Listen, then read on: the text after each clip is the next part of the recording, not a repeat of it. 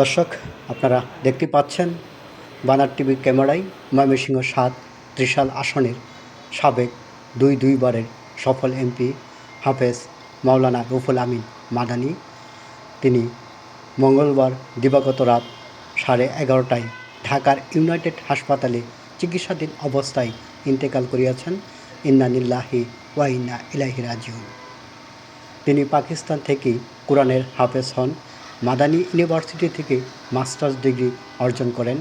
হাফেজ মাওলানা রুহুল আমিন মাদানী 1994 সালে ময়মনসিংহ ৭ ত্রিশাল আসন থেকে প্রথমবার সংসদ সদস্য নির্বাচিত হন এবং 2018 সালে দ্বিতীয়বারের মতো সংসদ সদস্য নির্বাচিত হন। সংসদ সদস্য নির্বাচিত হওয়ার পর ধর্ম বিষয়ক মন্ত্রণালয়ের স্থায়ী কমিটির সভাপতি হিসেবে দায়িত্ব পালন করেছেন। আপনারা দেখতেই পাচ্ছেন। আজ বিকাল 3 ঘটিকায় ওনার নিজ হাতে গড়া শিক্ষা প্রতিষ্ঠানে জানাজার নামাজ শেষে মসজিদের পাশেই চিরনিদ্রায় শায়িত হন সাবেক সফল সংসদ সদস্য আলহাজ হাফেজ মাওলানা রুহুল আমিন মাদানী।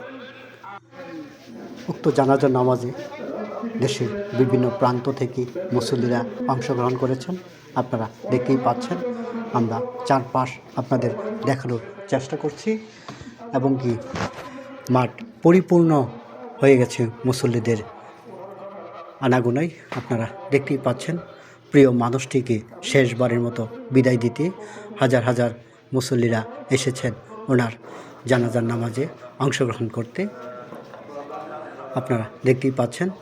আমি এখন যেখানে দাঁড়িয়ে আছি, এই শিক্ষা প্রতিষ্ঠানটি উনি নিজ হাতে গড়েছেন। আপনারা দেখতেই পাচ্ছেন।